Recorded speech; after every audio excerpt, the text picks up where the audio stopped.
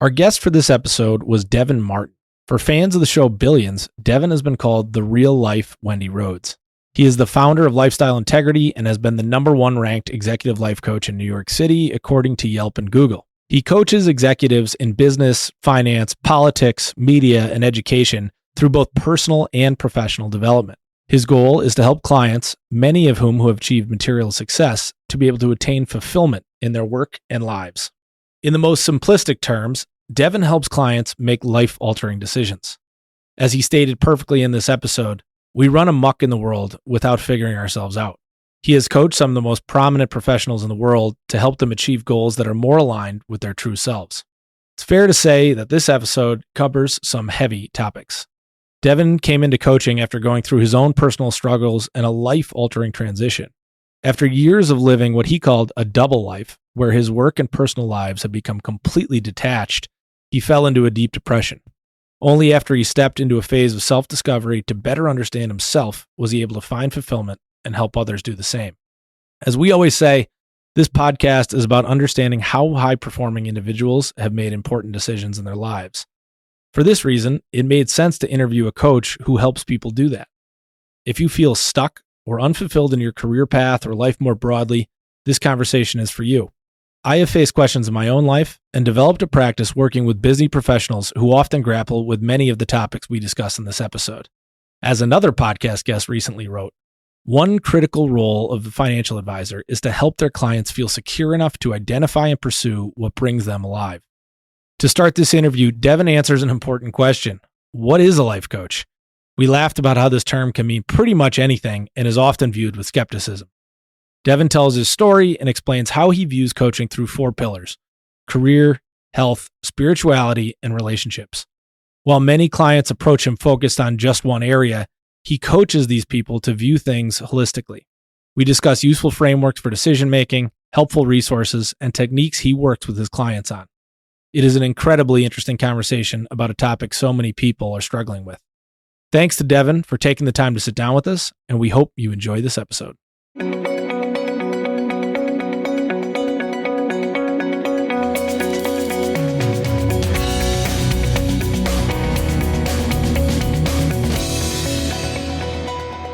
So Devin, it is great to have you here. I was doing some homework for this conversation we're about to have, and one of the lines that jumped out at me was, I'm obsessed with decision-making, was the way you put it. And that is literally what this podcast is about. It's understanding how people have made important decisions, and with the hope that listeners can, take some of these principles to their own decision-making process in their lives. And obviously, given your current job and the way you spend your time, you're in a unique position to do that, I think. So, what we wanted to do today was frame this discussion somewhat around our foundations of financial planning, which as you got a chance to review it, you may notice there's not a ton of finance in there. And that's very much by design. I think it's just creating a framework for decision making. And so starting there and how you got to where you are. And then for the second part of the conversation, I was hoping we could take a deeper dive into, how you actually go back and forth with clients and what you see commonly in your work. Sounds great. Where should we begin? So I think an obvious, but maybe annoying question for you, but a place to start would be, what exactly is a life coach? Before I met you and, was able to get to know you a little here, I think that's a charged term, like many terms, but people tend to just have that pigeonholed already in terms of what they think it means, and then they just move on, right? So I'd like to hear your definition of what a life coach is, to start, and then hear a little bit about who your clients are. So in the broadest sense, it's a completely unregulated industry, so it doesn't mean anything. It literally has no meaning Meaning, if you look up life coach and you talk to 50 people, you'll get 50 different answers. There's no central certifying board. There are certainly schools of thought. I would say fall into my own category in certain ways and adhere to somewhat norms in other ways. Like in the biggest schools that certify people, they'll basically teach you it's something like being a therapist. Functionally, you're going to talk to somebody, usually one-on-one, occasionally with couples, occasionally in a business setting. But with my clients, we talk for 50 minutes once a week. I used to have an office in Manhattan up until COVID. Now I'm almost exclusively at home through Zoom and phone. And we talk about everything in their life. So the big distinction between therapy and coaching is often therapy looks more at the past, more at your formative behaviors and how those are showing up in the present. Coaching tends to have a little bit more of a forward-looking edge. There's a lot of goal setting.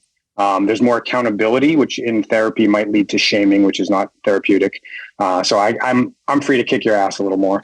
I'm going to say, I'm curious about your past. I want to know how it's affecting you today. But I'm curious about, how you're showing up moment to moment. But I also want to know, where do you want to go? And what are your plans to get there? What are you doing about it tomorrow?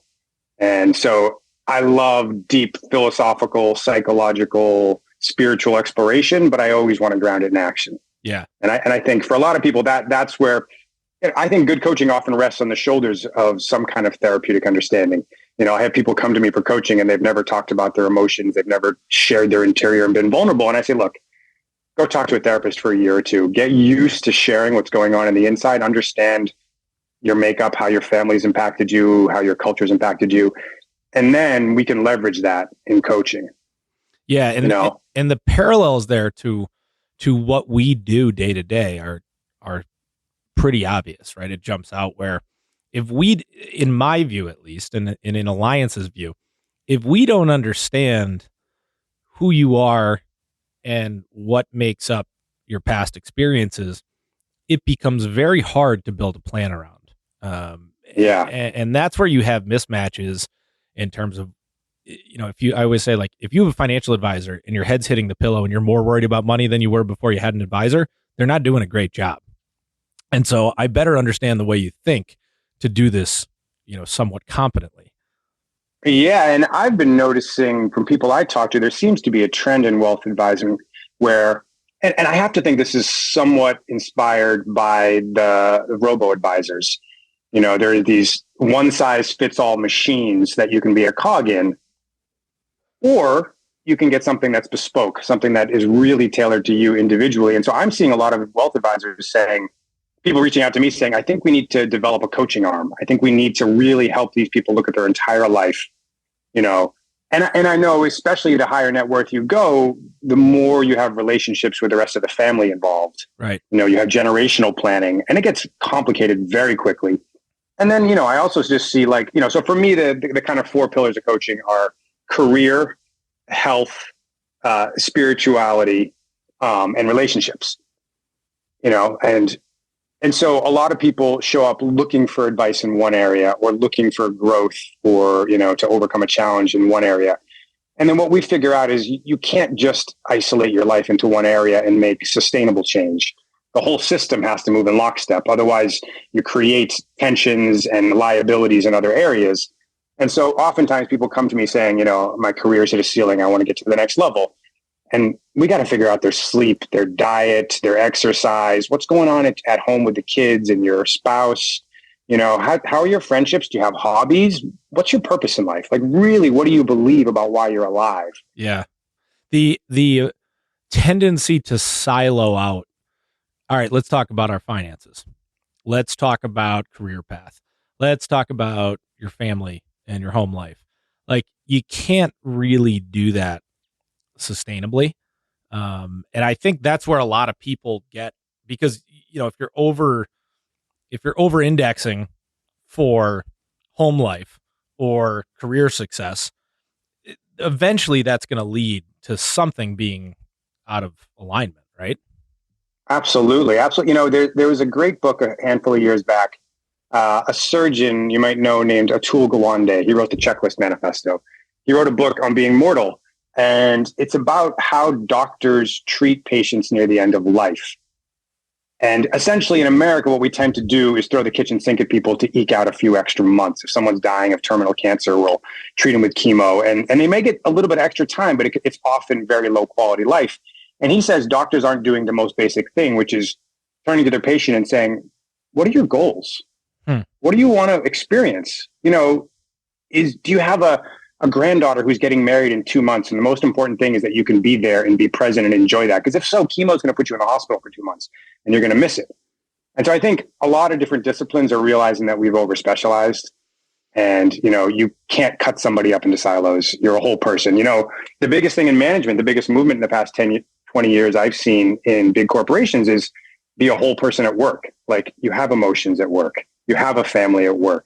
Your health matters to us at work. It's not just show up and be productive. Yeah. Yeah. So who are your clients? And I'm sure it's a pretty broad group of people, but who, at a high level, who are you working with so listeners can better understand that? Yeah. I mean, I've been doing it for about 15 years. And so I've kind of worked my way through a wide variety of types of clients. Increasingly over the years, it tends to be people who have achieved a significant level of success and figured out that it wasn't as fulfilling as they were led to believe it was going to be. And so money has been to some degree solved for, although not everyone's convinced of that. And now they can really start asking deeper questions about, what exactly, now that I have some freedom, what do I want to do with it? And do I even know who I am or what I like or what my dreams are anymore? Because often they've been extremely disciplined, extremely sacrificing, extremely hardworking. And they've just, the other parts of their life besides work have atrophied. And they're realizing that they want to revitalize those, limbs that are shrinking. Yeah. I think every guest that I've had in these conversations so far has had some version of that moment of, I was in overdrive for the first portion of my life. And a couple of people come to mind specifically where then they got it. Like it was like the dog that it catches the mail truck.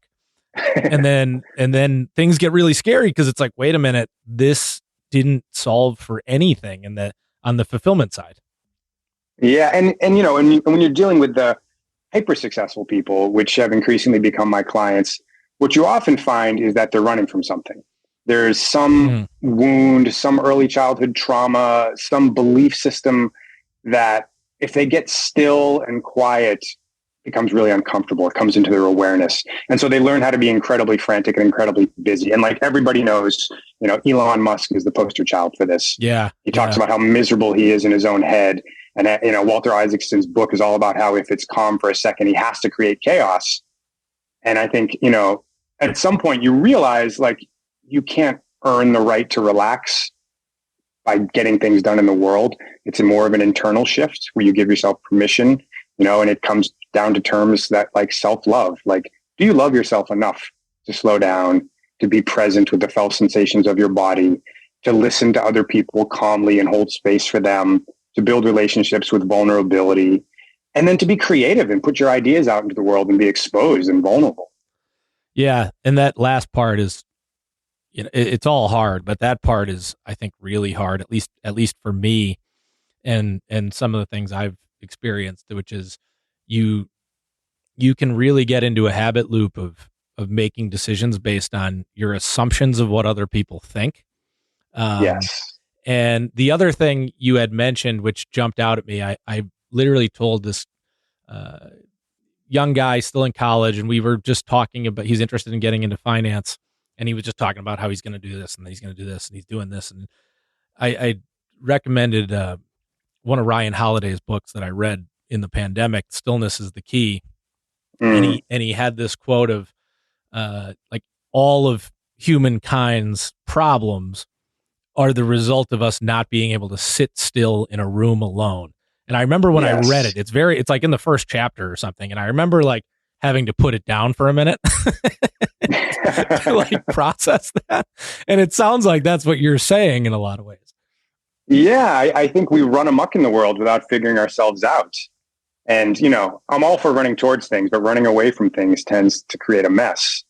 One of the most important things I ever did, I learned how to meditate, which changed my life, but I spent a year alone in a log cabin, being still and listening to myself, like really turning inward deeply. And my purpose, my vision for my career, my ability to make decisions, everything improved. I really gained a lot of clarity in that time. And it was just accepting that, it's uncomfortable, but if you sit there, clarity emerges. If you can be with the emptiness, ideas percolate up in that space. And it's a beautiful, beautiful skill set. And I think it can actually make you more active, more engaged, more productive. It's not checking out, it's checking in. Mm-hmm. So that was on my list of questions to ask you. I had heard it on another interview you did. Tell listeners about what I will just deem the log cabin experience, and then we'll work we'll start there. We'll work our way back into some of your earlier experiences, but that really jumped out at me. So tell that story, and then I have a follow-up question for people to maybe take some of this and then apply it, to their own day-to-day life when they can't rent the cabin in North Carolina for a year. But talk about that experience. I just wrote an article that's going up on my blog today about, it's actually titled "Psychedelics Will Show You the Work." And what I find is most people are insight junkies. They want the big aha breakthrough moment, and they're convinced that, it's going to come in a flash. And maybe psychedelics are people say psychedelics can give you 10 years of therapy in one night. And my point is, I always say, no, insights demand action. Transformation demands translation. If you really want to embody a new perspective, it takes a lot of practice. And so for me, I realized there were actually 3 stages of practice. There was learning how to meditate, where I sat every morning and every evening for 20 minutes. And so that was like really helped me understand how to witness my mind, my body's sensations, my emotions, and really understand the link between those 3 things and kind of search for the gaps. And then I actually moved to Charlotte, North Carolina for a year in a job I hated, specifically because I wanted to see if I could be happy in a city where I didn't know anybody doing work I didn't like. And there, my daily practice expanded to about 90 minutes every morning. At this point, it was strength training, it was yoga asanas, it was breathing exercises, and then it was sitting meditation. And then many evenings, I did the same thing. So I was really kind of a hermit, but I was working full time. I was driving around listening to Tony Robbins, and I was learning about affirmations and practicing smiling in the mirror, which is supposed to be more effective than Prozac for depressed people like me. Wow. And so I was really trying to figure out, like, how do I take this off the cushion and start to integrate it into my life?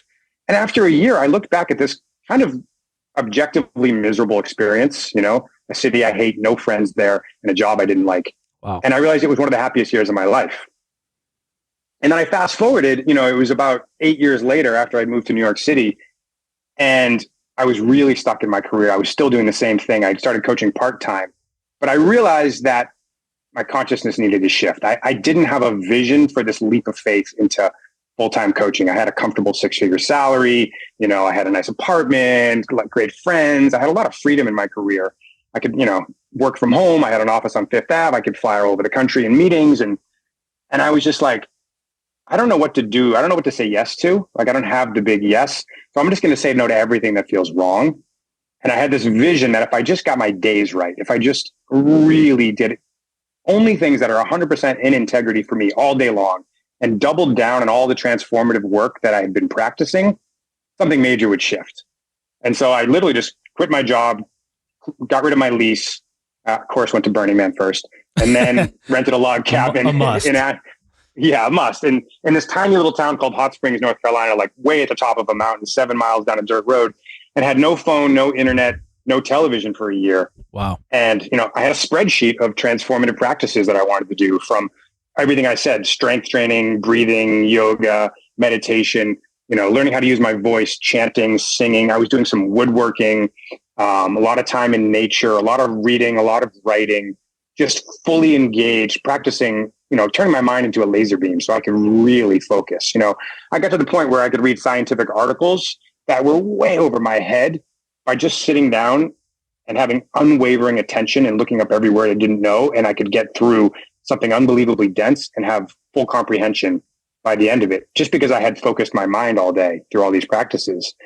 And so that year really, really shifted me. And it was after that when I came back and kind of shifted from being a health coach and kind of a career coach into my current career, full-time life coaching. How old were you at that point when you took that year for yourself?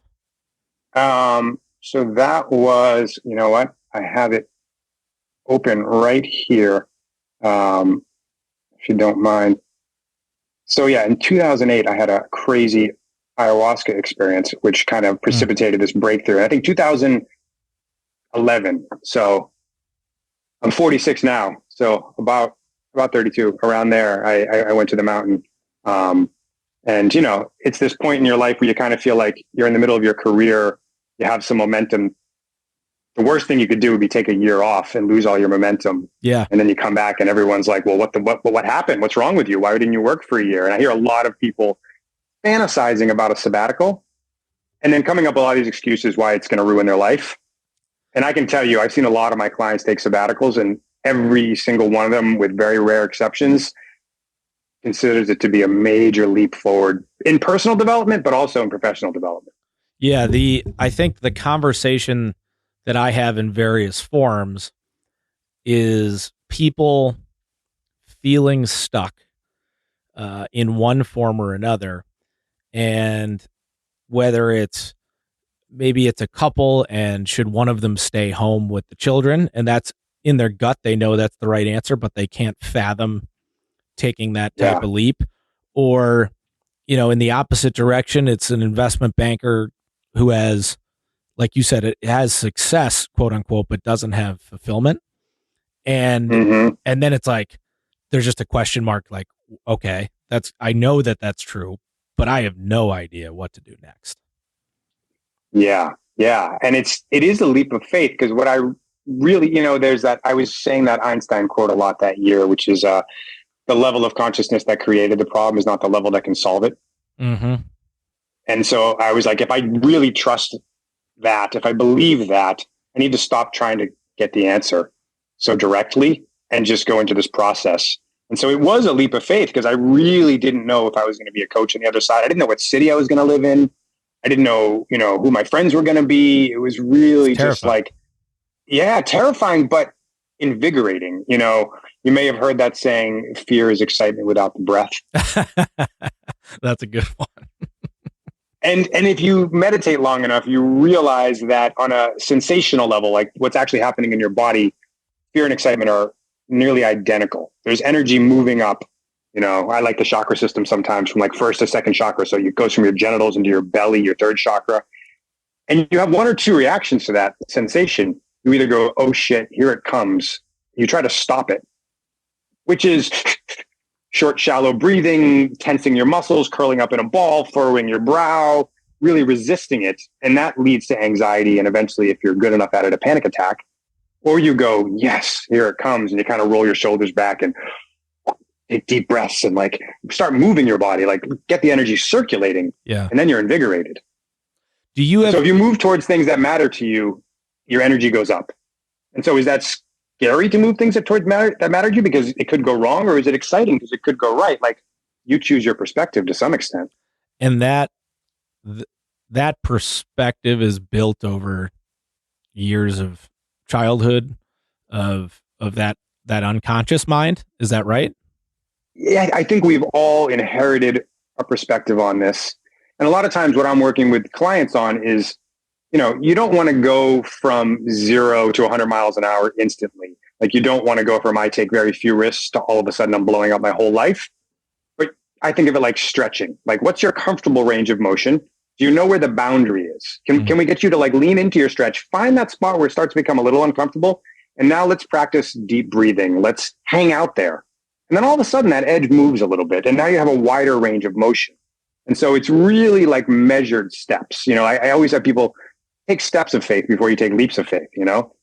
I remember. But if you're not willing to like take small steps, the big vision's never going to appear for you. Yeah. Yeah. That incremental approach, at least out of the gates, makes it a little more digestible, I guess. Yeah. And it's just introspection. It's just recognizing What you actually tend to do is you anticipate the discomfort. And so you don't even get to it. You stop short of it. And what happens then? Well, things atrophy, the space starts to close in. That becomes your new boundary. And so a lot of people spend 15, 20 years taking smaller and smaller and smaller risks. And now they just feel boxed in. And now it feels like it's all or nothing. It's black or white. Like I have to blow up my life and it has to go perfect or my life's over. Yeah. Yeah. You know? To go back to some of your experience for listeners, the thing that jumped out at me, I was reading what you, the interview you did with Tom Morgan, and you had mentioned like a lot of things went right in my childhood, but I found a way to suffer anyway. And that line, I think a lot of people who are listening to this conversation could relate to that in their own way, where, you know, maybe they suffered major trauma, but maybe they didn't and still found ways to pick up these, you know, these habit loops over time. So what were yours and how did that lead you down this path? I was a massive overthinker. I think that was my number one way of bludgeoning myself on a daily basis. I was raised, my spiritual lineage, I would say, is on my mother's side, 4th generation Russian atheist Jew. So the lack of spirituality and faith and reason goes deep, you know? And so math came extremely easy to me as a small child. And so like I had this faith in reason and math and science that everything could be figured out if you just thought harder about it. And I looked around at all the people in my town who were kind of more traditional church going people. And I was just like, you don't think enough. You don't think enough. You don't think enough. You know, meanwhile, you know, I'm an insomniac. I'm laying awake in bed 3 hours every night. I can't fall asleep. My brain is just abusing me, you know? Yeah. And my decision making, if you understand anything about decision making, you understand you don't ever make a decision rationally. There has to be, or not purely rationally, there has to be an emotional component, you know? If you shut off the parts of the brain that process emotion, people they can't decide what socks to put on. Yeah. You know? Yeah. And what we tend to do is make emotions mostly through emotion, which is not necessarily a good thing. And then we rationalize that. And what we explain to people is our rationalization of the decision we already made. This has been studied extensively in politics. People have completely emotional decisions, and then they just cherry pick facts and tell a story about why they're thinking about it rationally. And so I was, you know, miserable. And I was getting increasingly depressed the older I got. School was not good for me. You know, I was also just a bit of a weirdo. Like I just didn't fit into the culture I was raised in. And if my parents did anything wrong, it was telling me I was special. You know, which was kind of like, that was the trend at the time. Like you can be anything you want to be. You're unique. You're special, which is beautiful in context. But I think I took it a little too seriously. And I think it made it hard for me to find commonality with other people. It was almost like a threat to my being lovable. If I was the same as everybody else, like if people called me weird, I was like, thank you. You know, like that's awesome. I want to be weird.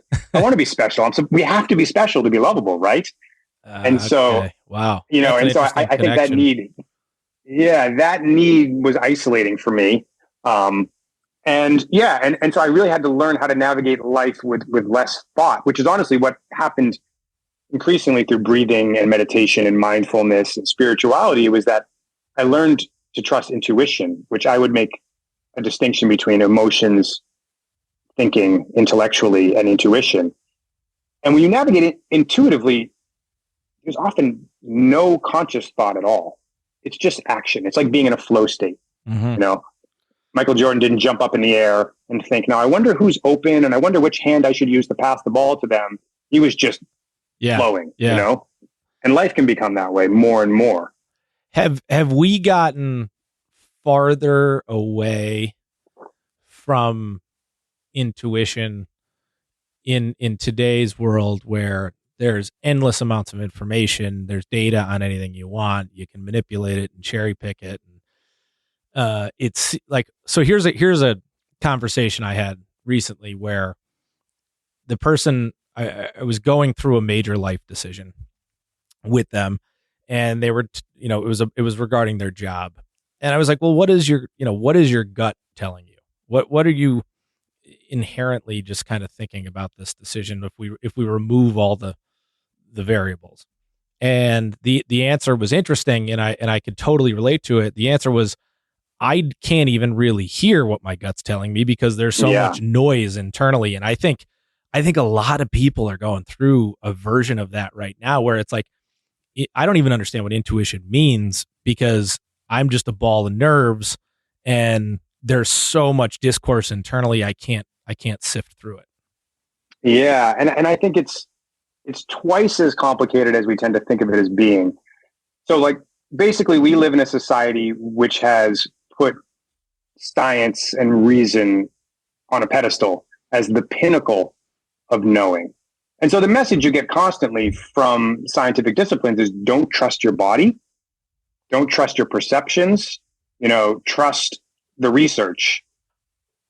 And so the first thing that does is it cuts you off from your gut, your emotions, your felt sense of the universe, just your local environment. It just makes it so like people, you could look at autism as the extreme version of this where, it's hyper rational. A lot of people live above the neck, they're just disembodied. And so you lose touch with your personal preferences, Yeah. and also there's a lot of wisdom in your senses and your ability to just be present in the environment. You're just a constant flood of information that you're either disconnected from or just not trusting.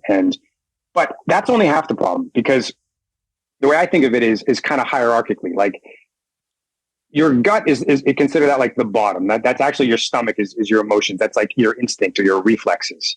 That filters up into your intellect, to your brain. And so there's more information in your brain because it has the potential to be present with your gut. It can have thoughts about your emotions, and there's feedback loops. But then there's a higher form of knowing, which I would say is transrational. And this is anti-scientific, right? And that is intuition to me.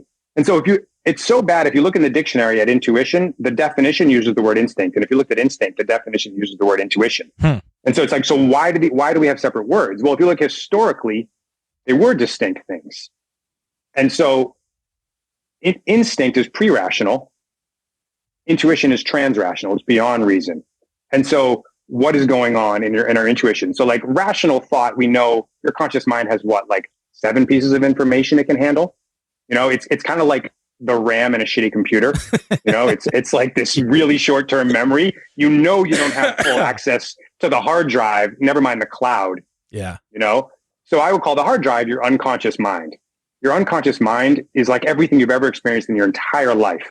So that's one type of intuition, is implicit knowledge. People who are experts in their field have intuitions. They meet somebody. If somebody's interviewed 10,000 people for jobs and they're really good at it, they meet somebody and they know almost instantly, yeah, this is a good hire for this role. Yeah. Most people's intuition is not honed. They're bad at this. Like Daniel Kahneman has studied this extensively.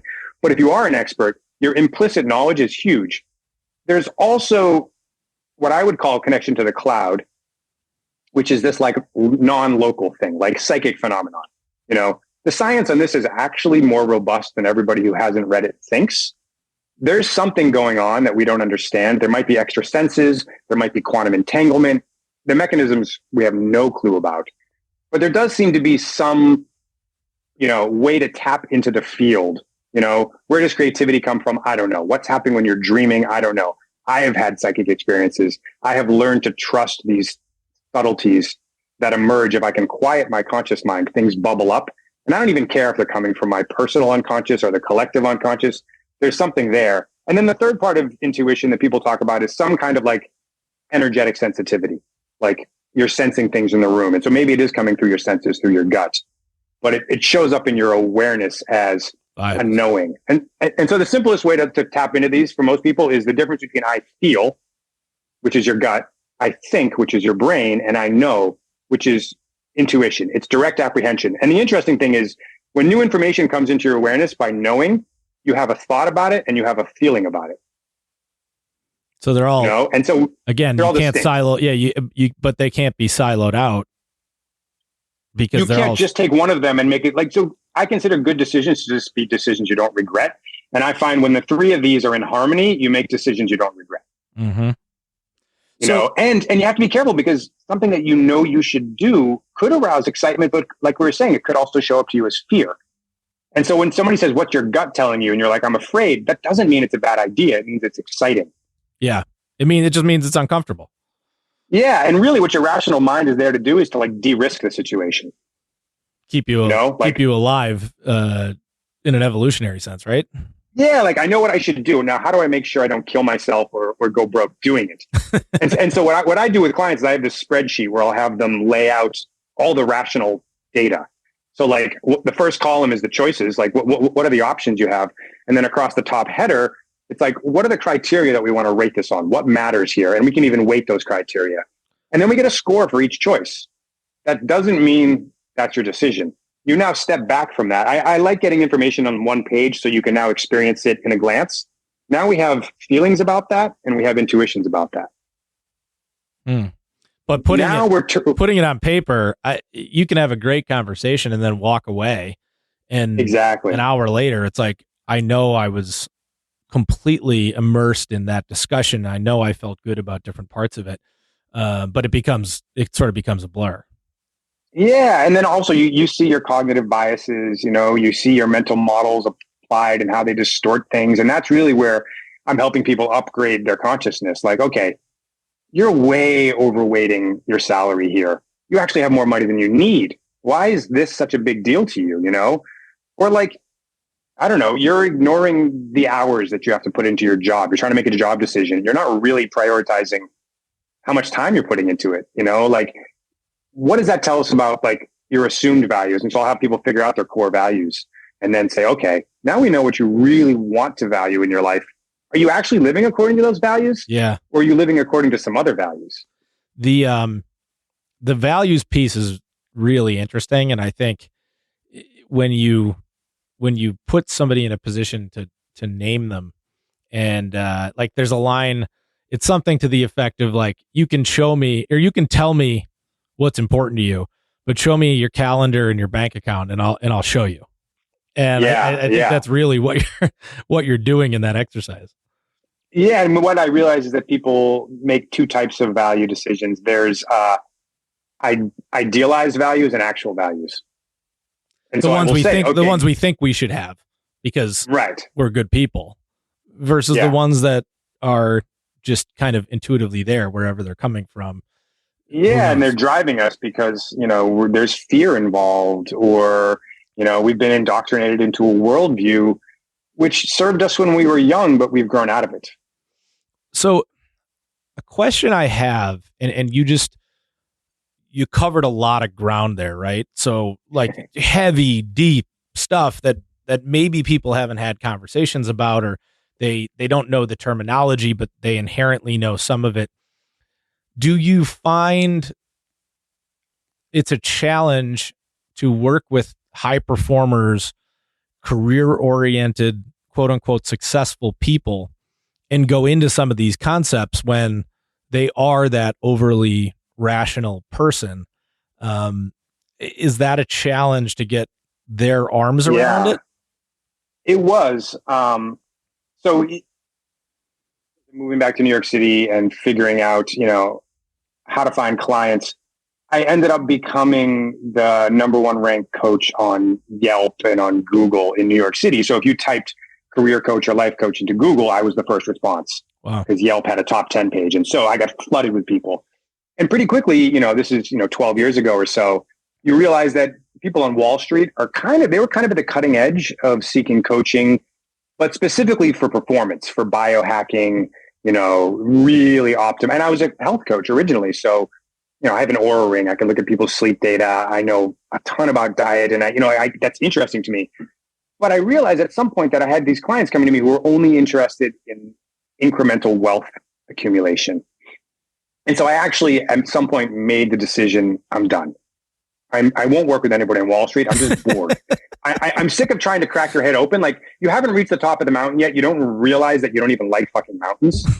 And so I'm done. And actually it was Tom Morgan. So I was working with a woman who was a friend of his. And she said, look, my friend Tom is going through something profound. He's talked about this a lot publicly and he needs someone to talk to. And I think you guys are going to hit it off. And she's like, he works on Wall Street, but trust me, he's different.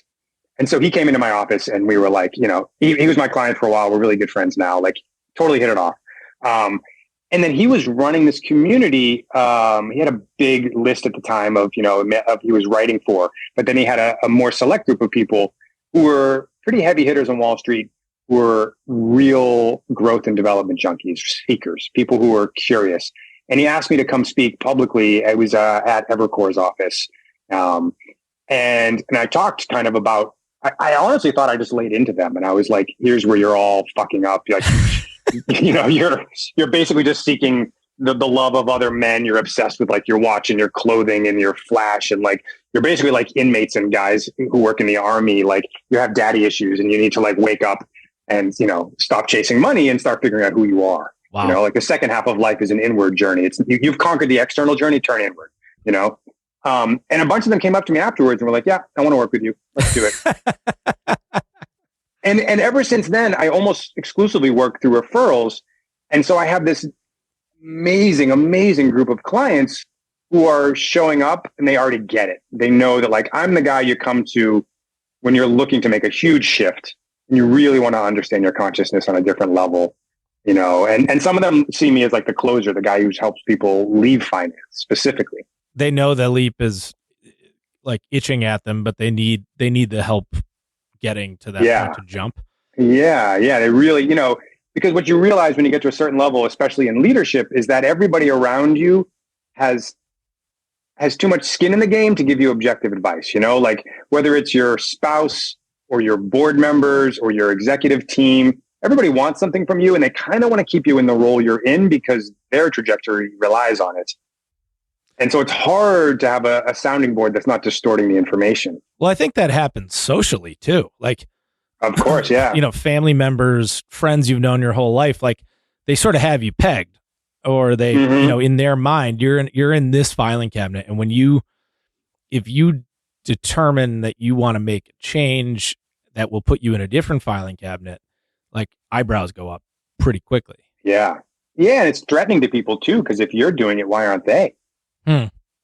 Yeah. So a lot of people will try to keep you small just because if you're walking away and part of them wants to walk away, but they're terrified of it, they want to be convinced that they shouldn't do it. And if you start doing it, oh no. And it's interesting because as people really change, one of the challenges they eventually run into is they go, I think I need new friends.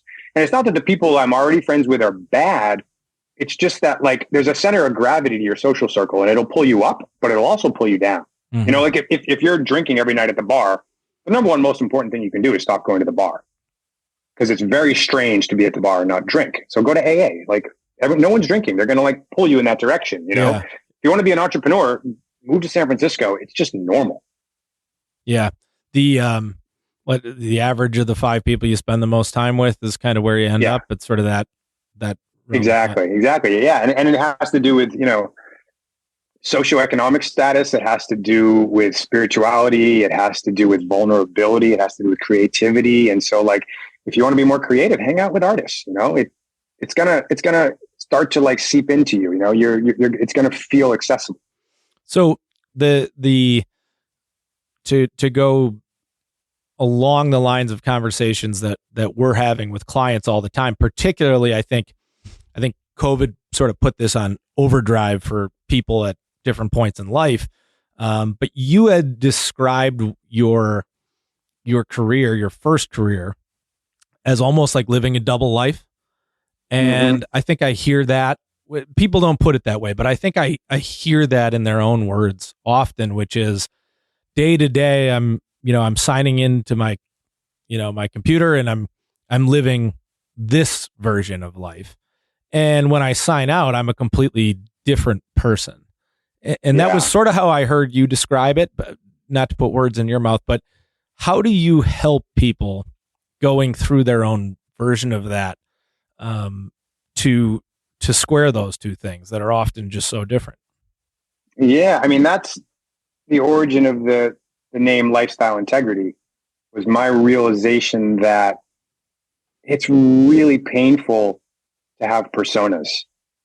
There's a violence you do against yourself. I consider it almost like an autoimmune condition, where a hallmark for me of mental health is spontaneity. When you just spontaneously want to be away and you trust that that's appropriate, your energy just flows incredibly quickly. You have so much energy. When you say, wait a minute, I have to check every little impulse and make sure it's appropriate. It's not what I want to do. It's what I should do. Well, now it's exhausting, you know? And so you go to work and you shut off your emotions. You ignore the fact that you have a family. You forget about your sense of purpose. Maybe some of your values are compromised. I always say it's like driving a car with the emergency brake on. Like, it moves forward, but there's a lot of friction. You're wasting a lot of energy. And at some point it starts to stink. Is the key word there should?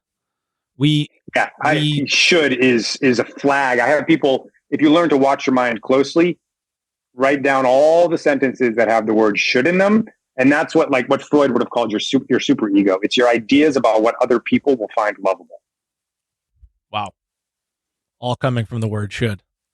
Yeah. Yeah. And then want is unless you have distorted your wants into shoulds, your wants is the opposite. It's like your It's like what's coming primally. What do you just want to do? Like, a lot of people just want to get up and walk out of the office, you know, but they never would. And so, again, this is not about like blowing up your life. I'm help people tune into those voices and start to distinguish. You know, we all have internalized the voice of our parents, the voice of our teachers, the voice of our culture, you know, the voice of our friends. And there's a lot of competing voices in our heads, and it can be hard to figure out, like, really who was I originally? Like, and then you say, okay, well, let's follow your energy. Shoulds tend to be an energy drain. Wants tend to be an energy lift. And so for a lot of people, you know, there's this Good Times journal. It was in that, I forget that book, Designing Your Life, I think, but I think it was Yale professors. And they'll just have you write down what your tasks throughout the day and chart energy, you know, on two, basically high or low energy, positive or negative valence. So like, you know, you can have high negative energy, or you can have low negative energy, high positive energy, you know, low positive energy. And then you start to just realize, oh, if I want to be really successful and really fulfilled, it's insane to do things that take away my energy. Yeah. You know, this is the, like, Joseph Campbell, follow your bliss message.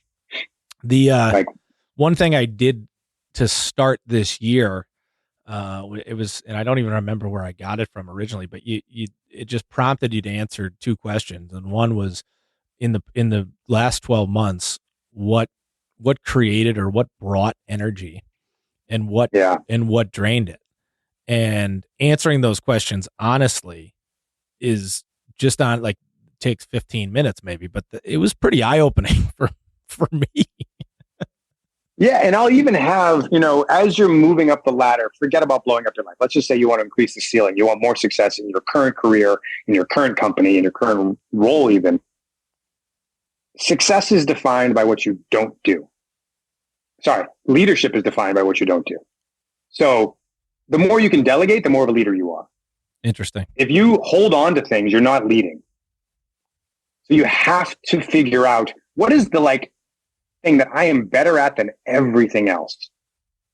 And if you can hold on to only that and empower other people to do everything else, now you're living your best life. You've taken on more responsibility, and you've empowered other people, and they want to work with you because they're having fun, you know, and they're feeling empowered. They're feeling like their career is moving forward. And so it's often that it's just like, look at all the things on your calendar and, like, what's the thing that lights you up? And can you trust the fact that if you triple down, quadruple down on that, you're going to be providing way more value, and you're going to be rewarded for that, and you're going to have way more fun along the way. Yeah.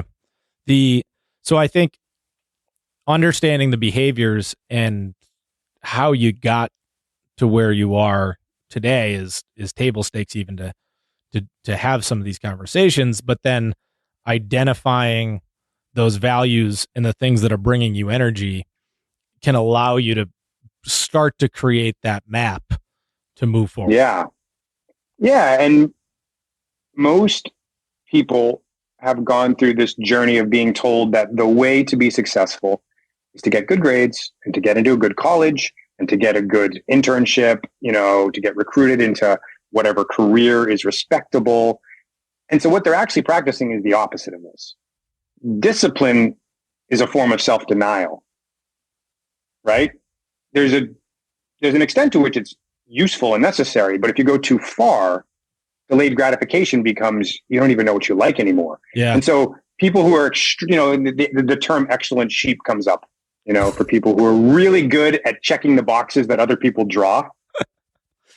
And so these are the best and the brightest. These are some of the smartest people we have. And they're being told, forget about your preferences. Go just, spend extra hours doing homework that you find completely boring. Get into the best school, not because it's the school you want to go to, but because it's the best school, and take this career path because it's lucrative, not because you enjoy it. And so you get a lot of doctors, lawyers, consultants, investment bankers who are masterful at denying their energy and forcing it, just mustering energy when they have no interest in something. And they can be incredibly successful. And that's usually where they realize this is not fulfilling. What am I doing? I've lost track. I don't even know what I like anymore. Yeah, we've lost the script. Yeah. And so a lot of what I'm trying to do is brain drain it. And I think I'm trying to repurpose people's intelligence so they can have more fun. But I also think the world is suffering. When you show up as a persona at work, you make products that the world doesn't need. Explain persona. It's like a mask. It's like a mask you put on. Okay. So and most people have a few of those at least, right? Yeah, we all, to some extent, look, you around naked in your bathroom, not in public, right? To some extent, we all have to be culturally conditioned to be appropriate. Yeah. So it's not that you should be completely uncompromising, Yeah. Sure. It's not that, but we all tend to take it a little too far, and we have these shoulds. And so, maybe you go home with your kids and you're goofy and you're playful and you're fun, but everyone at work thinks you have a stick up your ass because you're strict and you're serious. And my goal has always been, I want to be one person everywhere I go. As close to that as I can possibly get feels healthy for me. Yeah. I'm enjoying it more, and I think other people enjoy it more. And I find when I'm around people who are like that, it gives me permission, Yeah, it's definitely contagious.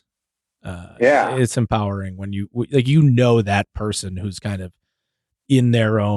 comfortable in their own skin, for lack of a better term, that leads others around them to do the same. Yeah. And when I look at, whoever we want to demonize, the Monsantos of the world, who are spraying Roundup and killing everything in a field so we can monocrop GMO vegetables. I don't see evil people, I see people who have, the incentives in the system are distorted, and they're doing the best they can to take care of their family. And along the way, they've been disconnected from some of their core values and some of their vulnerability and some of their preferences. And we all make decisions and say, well, I prefer to do this, but for the good of the family, I'm going to have to go show up at this meeting I don't want to go to. We all have to do that to some extent. And it's just gradations. And, it's a frog in a pot of slowly boiling water. Yeah. It's just erosion. It's happening. Yeah. It's just happening so slowly, but with each decision, it's going in one direction or the other. Yeah. And at some point I realized that as far as I can tell, there are no evil babies. I think we're all fundamentally good. We're all doing the best we can with the resources we have. And some of us have just didn't have my parents, didn't have, my stability, and good on them for figuring out a way forward. I'm not going to demonize you for that at all. I actually just see your suffering, and I want to empathize, and I want to encourage you to find other paths. So you're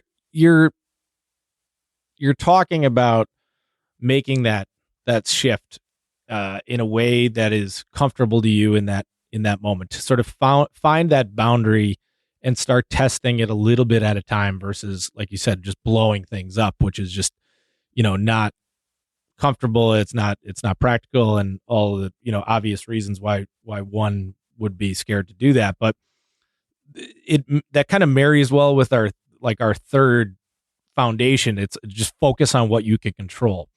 So yeah, the average listener probably can't rent the cabin in the mountains for a year and just go to town with experimenting what works for them. What can they do? So that's why I mentioned that what ended up as an extreme transformative journey started quite small. For me, the biggest shift I see people make is shifting from consuming to creating. And so don't stare at a screen every night is the number one piece of advice. If you're feeling like your life is dull, don't get drunk and don't stare at a screen. Those are both just consuming. Mm-hmm. And like, if your passion in life is to be a consumer, fine. Most people suffer from too much consumption. And so I noticed if I wake up in the morning, I feel more creative and more contemplative. And if I stay up late at night, my willpower is at its lowest. I'm going to eat carbs. Yeah. I'm going to watch stupid TV that's not inspiring me in any way. And so go to bed early, wake up early, find 20 minutes to be radically self-indulgent. For me, I love reading books. I'm obsessed with books. I'll read 2 hours a day if I can, When I have extra time, I will meditate. I will do breathing exercises. I will write, I'll go for a hike. I'll have sex. There's just so many other things that make me feel like I'm engaged with life compared to just sitting back and consuming. And pretty much everybody I know can throw that switch. But we've designed the world we're living in today for consumption. Like literally 70% of GDP is consumption, right? And the screens and the alcohol, those are two things I have, sort of struggled with and tried to like notice, because usually when you're doing that, you're doing it to ignore something else or to numb something else. Yes. At least I am. Mm-hmm. I think we all are to some extent. Look, there is great television. There are movies that are life-altering, and I'm so grateful to watch them. I will watch them again. Yep. And I will not feel a moment of regret. Yeah, this isn't like extreme, like throw the TV out the window either. It's just, is that the go-to every single day for a decade? Well, that'll probably have its own repercussions. I'm very skeptical of anything that becomes a daily habit by default. Like, I'm open. I admit I've done psychedelics. I don't take any drugs on a daily basis. It's really important for me to have a healthy baseline. And then I want the occasional altered state. I've struggled when I was depressed. They wanted to put me on Prozac. And I was like, I don't know. I think I need to feel this pain. I think I need to be present with it. I don't want to numb myself out. I don't want to get by. I want to really tune in and understand what's going on. And so like when I find myself slipping into a habit of drinking daily or watching TV daily, it's almost always a red flag for me. Yeah, it's like a symptom. Yeah, it's a symptom. I'm like, okay, what's missing here? What am I ignoring? What am I denying? And how do I tune into that? So that I think is a simple one that is squarely under our control, to your point. When you sit down with a client for the first time, and I think a lot of the listeners of this podcast would sort of be in this area of their life, to some degree at least. But what's the first thing you're doing? Like, are you asking about childhood and some of these things, or are you looking forward with the goals first? Like, how would someone thinking, you know what, I need to explore this with somebody who does it for a living, how should they picture that initial experience? So before we start working together, I have a consultation. And my only goal there is to listen. I have a lot of questions I like to ask, and I do want to hear the journey of your life to some extent. And what I'm interested in are the major decision points. And so what I'm learning about you is what your upbringing looked like, how you think about it, and how you've been thinking about your life. Have you had a vision for your life? How did these major pivotal moments get decided?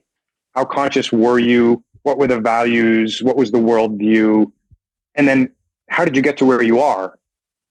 And then I want to hear, how you feel about where you are. And also, what do you want? What's missing? What do you hope to get out of coaching?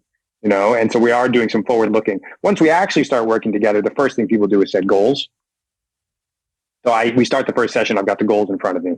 And so then it's really, okay, what do you hope to get out of this? And I encourage people to think holistically, to think career, relationship, spirituality, health, as 4 areas. And I always also ask the question at the end of my goal sheet, what's one thing you hope to master in your lifetime? Because that's a big motivating factor for me. It's just, I think it's a fascinating thing to consider. Yeah. I've never actually thought about that. That's a good one. So one thing, pivoting a little bit, but along the same lines, one thing that sort of resonated with me, and I've since read the book in doing the homework and getting ready to speak to you, was Gay Hendricks wrote the book The Big Leap. Yeah. And this concept of an upper limit problem, like it just kind of slapped me across the face, where it's been certainly a theme in my own life and in my own decisions. Can you talk about what that means and how you see it manifesting itself in people's lives that you work with? Yeah. Yeah. So that book is the book I've given to clients more than any other book. Wow. Okay. And it's in part because it's really short and really simple and everybody can actually read it. Not everyone's going to read a Ken Wilber book, but it's also because there are how successful they can be, how happy they can be, how in love they can be. And they tend to, and they also have a lower limit, by the way. And so if you go below your lower limit, you will work your ass off. Like if your kids aren't getting fed, you will move mountains to get your kids fed. But once you've got the things you think you deserve in place, we tend to taper off. We don't take risks. We don't push forward. And we start to get close to this ceiling. And when we get there, we will not only stop moving forward rapidly, we will also start to self-sabotage. So he talks about these different things. You get injured, you get sick, you get in fights with people, you show up late to things. And it's this unconscious self-sabotage. And what you're communicating to yourself is, I think this is where I belong, and he talks about, this happens to a barista at a coffee shop. I think he was talking about, who was it? The CEO of Dell or Packard or some senior executive that he worked with as a client. And he said it applies to everybody all the time. There is no end to this journey. But you just have to realize that you have an idea of what you're capable of and what's possible for you. And you end up exactly where you expect, even though it's unconscious. Wow. Yeah. And I think that's another why a coach or somebody, like you can't do some of these things by thinking about them. Right. And you're just going to spin your wheels and drive yourself crazy. Yeah. The term shadow comes up, which was a Jungian term for the parts of yourself, essentially where the light of consciousness does not shine is in shadow. So there are things about yourself that you're not aware of or you deny. And so those are often things that you have a negative association with. Like there'll be people screaming at you going, I'm not angry. I'm not angry. You're angry, and it's like, okay, you're projecting anger because you were taught anger is immoral. And so you can't own your anger, but there's also golden shadow. So now when you look out at the world, there are certain people that you kind of worship, you're obsessed with them. You're watching all their videos online. You're reading all their content. You're like talking to your friends. Oh my God, they're so amazing. That's your latent potential. And so generally we need someone else to show us our shadow because we can't see it. And that's what therapy is for. I would say coaching is often looking at your golden shadow. The, along those lines, and I don't remember where I got this from, but there was a concept of your suffering. And this might've been even Tom Morgan. Now that I'm thinking about it, he's getting a lot of shout outs here in this episode. Right? So hopefully people go back and listen to when I interviewed him. But like your suffering can be measured by the difference of your true potential and where you are today. Does that make sense? Yeah. That does make sense. Yeah. I think there's a discomfort there's a yearning, there's a longing, there's a pain of not living your potential. If you look at Maslow's hierarchy of needs, we get up to the second level before the top, which is self-actualization, because he added later self-transcendence. But self-actualization is he essentially said what a man can be, he must be. So once you've taken care of your core necessities, you have food on the table, you have shelter, you have some social belonging, you start to have this need to self-actualize, to figure out, why am I alive? Like, what am I capable of? And not doing that when you have the option is this strange existential angst. Yeah. The to bring it back to those foundations, like the fourth one is just really simple. It's like run your own race. Mm-hmm. And if the idea just being, if you're looking around and you're looking at your Instagram feed saying, why are they on vacation and I'm not? Or why was this person promoted and I wasn't? And like, it leads to this disconnect of like, I should be where they are. Yeah. Even though you have no idea what race they're running, where they started, where they plan to finish. But now we're just going to kind of like hijack who we are to match some of these things we're looking at externally. Yeah. And that's the excellent sheep problem, where if you're running someone else's race, you can be amazing at it. It doesn't mean you want to be doing it. Doesn't mean you've tapped into your potential. Doesn't mean it's sustainable. Wow. Yeah. And so that hurts. It does cause suffering. So when your clients are contemplating major transitions, like something that I mentioned before, that internal, there's a bunch of different things going on. How do you help somebody thinking about making that life change, whether it's career or otherwise, to sort through some of that noise to get to that core version of themselves? It's almost always some combination of getting in touch with the positive emotions, the longing, the hope, the inspiration, the belief, and the negative emotions. And unfortunately, for most people, the pain of not doing it has to get greater than the potential pain of failure. And that could take a while, in my experience. It can take a while. Yeah. Because we imagine failure to be so much worse than it actually is.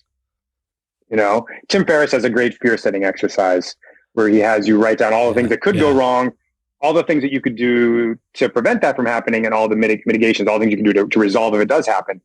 And almost everybody looks at it and goes, actually, it's kind of fine either way. Yeah, I'm being dramatic is right. Usually what it is for me. Because everything on a primitive level goes back to, if I fail, if I'm embarrassed, if I'm seen as not good enough, it makes me unlovable. If I'm left alone, I'll die. It's this infant in us. There's an infant on us. Like when you're a baby, if you're not loved, if you're left alone, you die. Yeah. We all know that on an instinctual level. And then so like we learn from the time we're born, some mothers, when a baby cries, they walk away. Those people never cry again. And to cry is the most threatening thing they can imagine. Some babies, when the mother cries, they rush over. Those people cry all the time. It feels good to get that love. It's a way to get love, and so I think we all have these deep-seated fears that if we're not doing what we should do, we become unlovable. Everyone will ostracize us. We'll be failures. And it feels like we could die. Wow. So my older child, she just turned 3. Our younger one turned 1 in October. And this, I forget what you called it, something about the toddler theory. My wife. Oh, yes. Yeah. I consider all grown-ups to be essentially toddlers in the sense that if we don't get good sleep and have decent food in our belly, we become raging lunatics. Because every toddler, if your toddler is being an asshole, it's your fault. You're not taking care of them. And then when they're well rested and well fed, and you change their diaper or whatever, they're like Buddha. And I think adults like to think they're different. Yeah, we're not. I'm probably tired, dehydrated, or I need to take a shower or something, right? Like I need to get 8 hours, and like many adults, I meet them and I'm like, you just need a hug. Go take a nap. And toddlers constantly run over and like hold on to you, and then they run off and play. And that's part of individuation, is they have to come in and feel securely attached, and then they can go a little farther away. And if they know they can come back and get a hug, then they can go even further away. And we think we're supposed to just be this like island in the universe who needs nothing and perform at a peak level and smile. It's insane. When you put it like that, it is insane. So Devin, where can people find more about you and follow the work that you're doing? Lifestyleintegrity.com is my website. I'm on Twitter occasionally. You can find everything through there. I'm kind of on Instagram. I post books I read mostly on there. And then I think that's the main place. And yeah, feel free to reach out, and I would love to hear how this podcast lands with people. It's a weird thing to scream into the void and not have an audience in front of you. I'm always curious, like, what moment did you disagree with? What moment, was enlightening for you? What was inspiring? Did you actually take some action because of our conversation? Like, wouldn't that be cool if people reached out to us and said, you inspired me to go do something? Yeah, absolutely. It's not like this is the Joe Rogan show, but it has been interesting where there was a young engineering student on an episode who listened to a business owner here in the area, and from listening to that, he told that guy, it was John Basiliga, and he said, I'm going to stay home when I graduate, and I'm going to help make the area better. And like I was like, if we do 100 episodes and that's the only piece of feedback you got, like, I'm good with that. Yeah. Yeah. I love that. I mean, it has to be personal to be meaningful. It's nice to feel like you have a million people in the audience, but I don't think it's really meaningful. And like, most of meaning comes from contributing to other people's lives. So what you mentioned the book that you give out a lot, The Big Leap. And I think the screens and some of those, focusing on what you can control in your day-to-day environment was a good one. Any other like takeaways for somebody who wants to just take that first step towards exploring some of this for themselves? What advice do you give them? I would say, especially if you've considered or tried meditation and failed, go take a course in breathing exercises. I think modern people do themselves an extreme disservice trying to go 90 miles an hour and then be radically still. The transition's too abrupt. It doesn't make any sense. And you need to learn how to regulate your own nervous system. And breathing exercises are the key to that. In my experience, nothing has probably impacted me as much as that. Anxiety requires a certain breathing pattern. Depression requires a certain breathing pattern.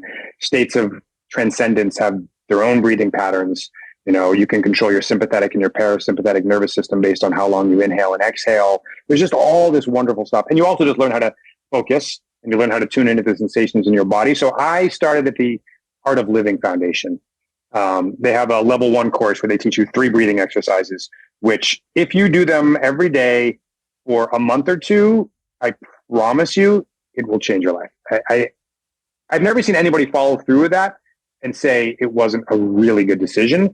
And I mean, I did it in the year 2000 around, and I'm still doing them regularly. Wow. I mean, it continues to be fruitful. And so that to me is just like, you need 10 minutes a day, 20 minutes a day, and if you swapped out drinking or TV or, whatever, everybody has this time staring at social media or something like it. That is a game changer. And then there's an infinite path of spirituality that awaits if you want to go deeper, but you don't have to.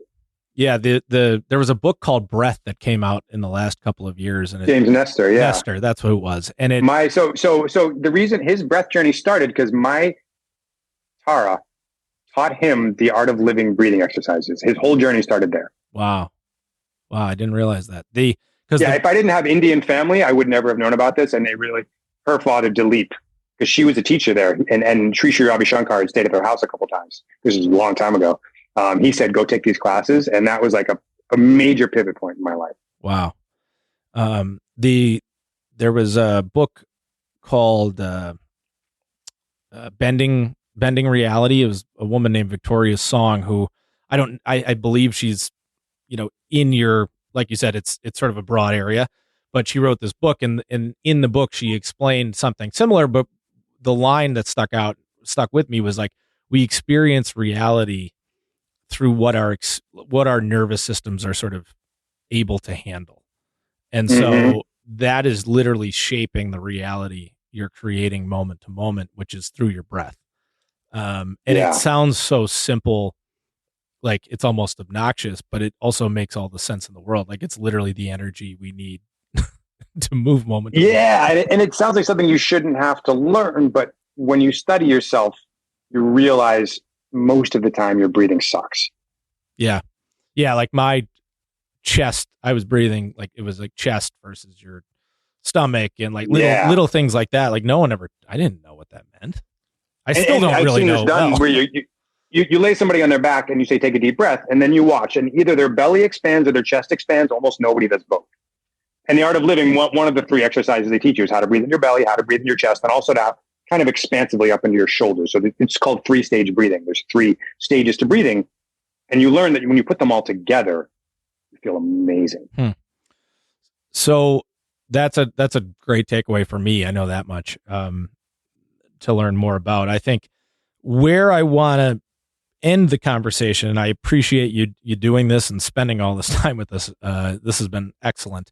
But the last question, so I asked every person who's been on the podcast so far this question, which is, given the experience you've had to this point in your life, given all you've learned to this point, what advice would you give that 22-year-old version of yourself? It's funny. That's right around the time when I had dropped out of school, out of college, and started really taking over the information that enters my mind and the values I assign to it. It's funny. I'm pretty happy where I am today. And so I have a hard time having regret for the horrible experiences I've had, because I feel like they were all necessary and good and formative. I think the one thing I could have, there's that message that went out to young gay children years ago saying it gets better. And I wish I had just trusted that a little more. I think I had very little hope, very little faith. And I think if I had just a touch more belief that life gets better as I get older, I would have moved through the suffering quicker, and I would have taken some bigger leaps of faith. And I would have enjoyed the ride maybe a little more. Yeah, that's really good. The that faith, loaded term, but without belief, you really don't have much. No, and it's almost a dirty word in a rational world. Like, what is faith? It's not rational, but there's some magic in there that I'm willing to believe in. Love that. Well, Devin, thank you for coming on the podcast. This was great. And we'll put in the link to the show to have listeners be able to find you and follow the excellent work you're doing. So thank you for the time, and hopefully we'll talk again soon. Yeah, thanks for having me. This has been fun. The information on this podcast was created by Alliance Wealth Advisors and published for informational purposes only. The guest on this episode was not a client at the time of this interview and did not receive any compensation. For more information, please visit alliancewealthadvisors.com.